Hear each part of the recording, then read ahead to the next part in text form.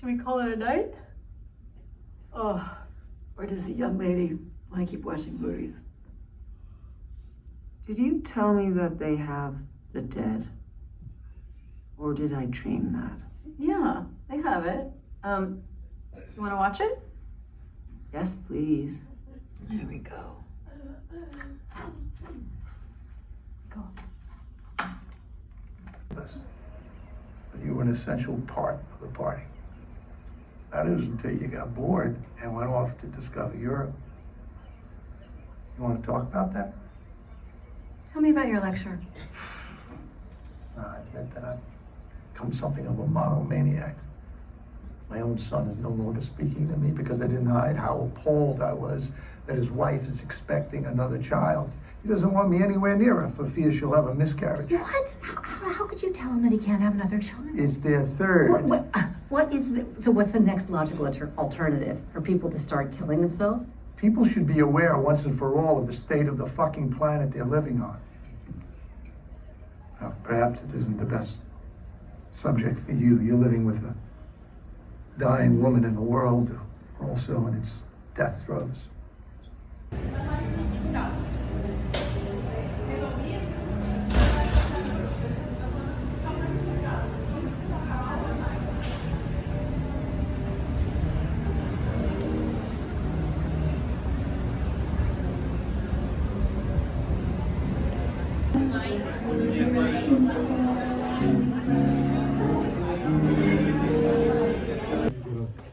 Books back.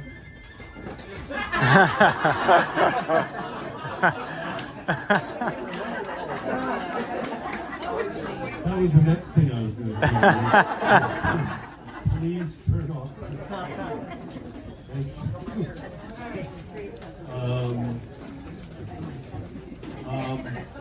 In any case, go to our website, go to booksandbooks.com, find out about all the different things we have going on. Sign up. You will get more email than you could possibly imagine, and you will never feel lonely again. While you're up there, I also want you to be aware is that he got into the rock bottom remainders. Almost impossible to do. And there are I'm not kidding, like I'm in the remainders from the start. Scott joined us after a few years, and that was almost impossible. Everybody wanted, a lot of authors, big names, wanted to be in the remainders and could not survive the vetting process. Because a lot of them had like disqualifying clauses such as what was the vetting process? Daniel, you have to shut up for now. But Scott was allowed into the great Scott Terrell.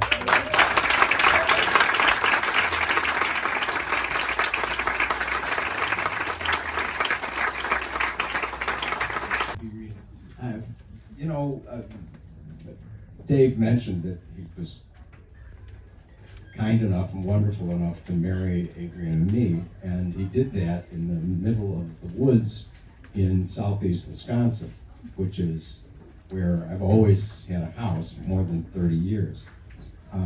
So that's where I gained my experience of, the rural Midwest. That, and the truth of the matter is, I can't think of a lot of novels that are popular that are set in rural areas and talk about rural life. There's certainly Jane Smiley's 1,000 Acres. Expert witnesses, and the expert witness industry. I mean, you can call it that, or I'll call it that. Yeah. And there's a story. It's a very local story, but it's a national thing that I'll share for a second. In the 1980s, there was a lot of cocaine in Miami. Yeah. Right. So the medical examiner here in Miami started finding prostitutes dead. They were coked up, and the medical examiner said, "Well, these people had what I call excited delirium." He invented this phrase. Listen to this. This is a true story, Miami story. So the medical examiner invents this thing, says these prostitutes were dying from excited delirium. They were so excited from whatever they were doing, they just spontaneously died. Right? It's nonsense. A couple of years later, a company called Taser International comes out, and they start tasing people and giving officers tasers to shoot people non-lethally.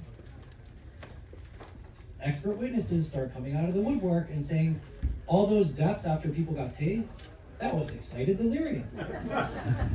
and there was a whole industry of people saying, this is what it was. It's a medical condition. Hundreds and hundreds of deaths were written off of this.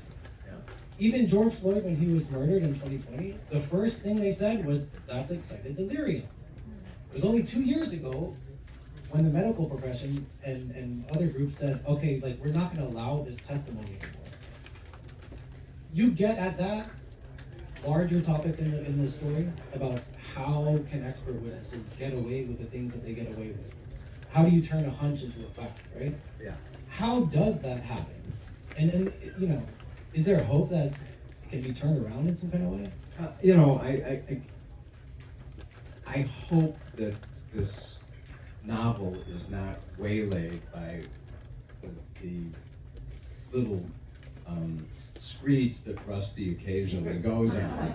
But it's thought-provoking. Well, it's also part of the plot. These experts are getting on the stand, and he says, "Look, when I came into this profession, people were not allowed to give opinions like this, and it just doesn't make any sense. The kinds of opinion testimony that you hear out of experts almost always at great expense to the party that's put them on the witness stand. And I personally don't think it's done much to improve the justice system. This goes back to my days as a prosecutor when the courts began to get more lenient about this, and we would put on a DEA agent in drug cases who give the most ridiculous testimony about the street value of a relatively small amount of narcotics with which the defendant had been arrested. And the first couple of times I saw him do this, I was like, I'm not putting this guy on. That's crap. We're not going to do this. And I didn't. But, there's a lot.